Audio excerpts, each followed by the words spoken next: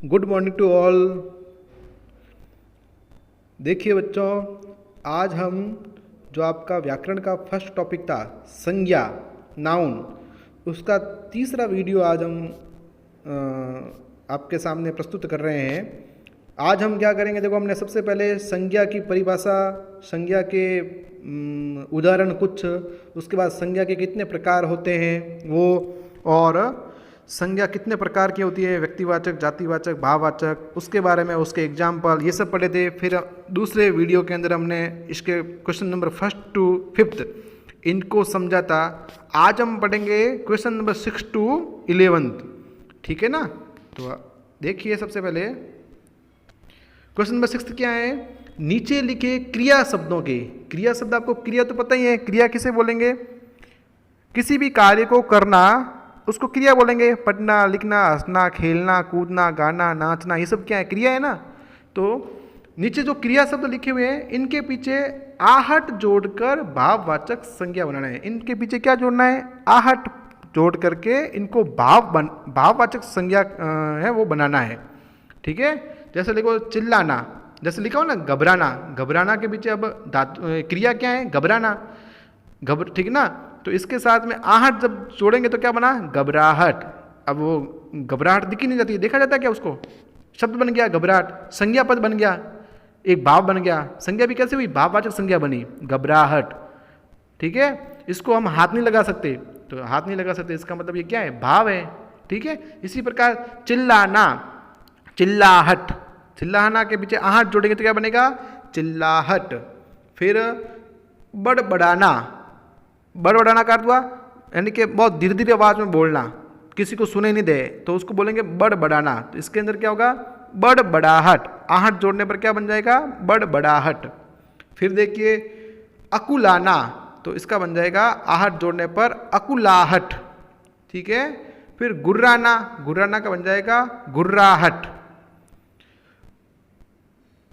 उक्ताना, उक्ताहट। खुजलाना, खुजलाहट। बौखलाना, बौखलाहट। और गिड़गिड़ाना, गिड़गिड़ाहट, ठीक है।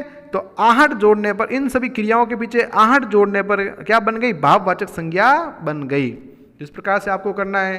फिर देखिए क्वेश्चन नंबर 7 क्या है, निम्नलिखित संज्ञा शब्दों का वाक्य में प्रयोग करना है। इनका आपको वाक्य में प्रयोग करना है। जैसे विद्यालय, तो इसके आपको वैसे पीडीएफ, इसके आंसर लिख करके पीडीएफ भेजी जाएगी, फिर भी देखो एक बार विद्यालय, तो इस शब्द का, विद्यालय शब्द का आपको क्या करना है, वाक्य में प्रयोग करना है। एक सेंटेंस के अंदर विद्यालय शब्द आना चाहिए। तो हम कोई भी सेंटेंस बना सकते हैं, आज मैं विद्यालय जाऊंगा, तो ये सेंटेंस बनाया, इसके अंदर विद्यालय शब्द आ गया। विद्यालय क्या है, संज्ञा है, स्थान है, स्थान है ना। हमने संज्ञा की परिभाषा भी पढ़ी थी, किसी व्यक्ति, वस्तु, स्थान, जाति या भाव के नाम को संज्ञा बोलते हैं। तो विद्यालय ये क्या है, प्लेस है, स्थान है, तो ये भी संज्ञा है। फिर क्या है, पेड़, पेड़ भी एक, ठीक है ना, कह सकते हैं, तो एक ये प्राण है, ठीक है ना, प्राणी है, पेड़ भी प्राणी है ना, तो प्राणी है तो ये भी संज्ञा है। पेड़ है तो क्या लिखेंगे, पेड़ का आप कुछ भी लिख सकते हो एक सेंटेंस बना करके, ठीक है ना। मेरे घर में नीम का पेड़ है, या मेरे घर में आम का पेड़ है, तो ये पेड़ शब्द उसमें आ गया, तो ये भी संज्ञा है। पुस्तक, ठीक है, यह उसकी, यह राजेश की हिंदी की पुस्तक है, यह हिंदी की पुस्तक है, तो पुस्तक शब्द इसमें आ गया। पुस्तक भी क्या है, संज्ञा है।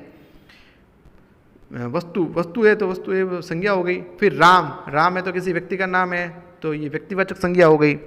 राम, भगवान राम लंका में गए थे, या भगवान राम लंका में रावण के साथ युद्ध करने गए थे, तो ये एक सेंटेंस हो गया, तो इसमें राम शब्द आ गया, ठीक है। इस प्रकार से वाक्य में इनको, वाक्य में इसको सम्मिलित करके सेंटेंस बनाने थे।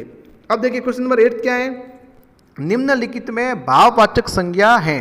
भाववाचक, भाववाचक में हमने बताया था जो एक पूरा का पूरा समूह को बताए, ठीक है ना, एक पूरा का पूरा जाति को बताए, पूरा का पूरा समूह बताए, उसको क्या बोलेंगे, माफ करना, भाववाचक में क्या होगा, जो एक भाव प्रकट करे, ठीक है ना, ऐसा लगे वो हमको दिखाई नहीं दे, हम उसको छू नहीं सकते, तो ऐसा भाव कौन सा होगा, हिमालय, हिमालय में जाकर हम उसको हाथ लगा सकते हैं ना, तो वो तो भाव नहीं है। हिमालय तो एक कैसी संज्ञा है, जातिवाचक संज्ञा, व्यक्तिवाचक संज्ञा है हिमालय।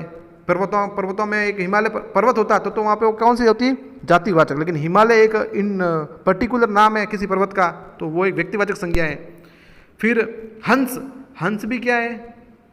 ये भी भाववाचक संज्ञा नहीं है, व्यक्तिवाचक संज्ञा है ये।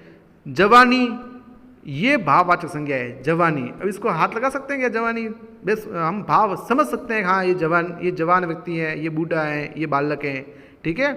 तो जवानी, तो ये क्या ऐसी है? भाववाचक संज्ञा है। सोना, अब सोना है तो आपको पता है सोना वस्तु है, ठीक है ना, तो ये भी व्यक्तिवाचक संज्ञा में आएगा, ठीक है। तो इस प्रकार से इसमें भाववाचक संज्ञा कौन सी है? जवानी, तो ये स सही है। फिर नेक्स्ट देखिए, निम्नलिखित संज्ञाओं में से जातिवाचक संज्ञा है। जातिवाचक संज्ञा कौन सी होगी? जिसमें एक पूरा का पूरा समूह आ जाए, ठीक है, उसको बोलेंगे जातिवाचक संज्ञा। जैसे पुस्तक, अब पुस्तक है तो कौन सी पुस्तक है? ठीक है। बुढ़ापा, बुढ़ापा भाववाचक संज्ञा है। बीकानेर पर्टिकुलर किसी शहर का नाम है, ये भी व्यक्तिवाचक संज्ञा है। बुढ़ापा भाववाचक संज्ञा है। जून, 12 महीनों में जो जून पूरे महीने होता ना, महीने, तो समझ सकते हैं वहाँ पे जातिवाचक संज्ञा है। लेकिन एक पर्टिकुलर मंथ का नाम लिखा हुआ आ गया जून, तो ये भी व्यक्तिवाचक संज्ञा होगी। लेकिन जो पुस्तक है, अब पुस्तक कौन सी पुस्तक है? पुस्तक का कोई नाम नहीं है, कौन से सब्जेक्ट की पुस्तक है, ऐसा कुछ लिखा हुआ नहीं है, तो ये भाववाचक संज्ञा का एग्जाम्पल होगा, ठीक है। फिर नेक्स्ट देखिए, व्यक्तिवाचक संज्ञा बोध कराती है। व्यक्तिवाचक संज्ञा बोध कराती है, किसका बोध कराती है व्यक्तिवाचक संज्ञा? किसी विशेष का, विषय ना, किसी विशेष चीज़ है, व्यक्ति वस्तु स्थान को ऐसा विशेष है, उसके बारे में हमको बोध कराती है। तो इसका आंसर क्या होगा? स। विशेष व्यक्ति, स्थान या वस्तु का बोध कराती है हमें व्यक्तिवाचक संज्ञा। जातिवाचक संज्ञा बोध कराती है। जातिवाचक संज्ञा किसका बोध कराती है? एक पूरी जाति का कराती है, किसी पूरी जाति का, किसी पूरी बात का, किसी व्यक्ति विशेष का या किसी विशेष स्थान का। तो इसका आंसर होगा किसी पूरी जाति का बोध कराती है। जैसे हमने पढ़ा भी था क्वेश्चन नंबर 9 के अंदर कि इनमें से निम्नलिखित संज्ञाओं में से जातिवाचक संज्ञा है। तो जातिवाचक यानी कि पुस्तक, पुस्तक क्या है? अब पुस्तक सभी पुस्तकों के बारे में बता रहे हैं, किसी पर्टिकुलर पुस्तक का नाम नहीं लिखा था, इसलिए वो जाति एक पूरी जाति का, एक समूह का बोध कराता है, इसलिए ये जातिवाचक संज्ञा होगी। तो आशा करता हूँ कि आपको जो पूरा लेसन है, इसके तीनों वीडियो मैंने आपको करवाए हैं, तीनों के तीनों आपको अच्छी प्रकार से, भली प्रकार से आपके समझ में आ गए होंगे। आपको भी ये वीडियो को देखना है, समझना है और बार बार उसको लर्न करना है, ठीक है। ओके।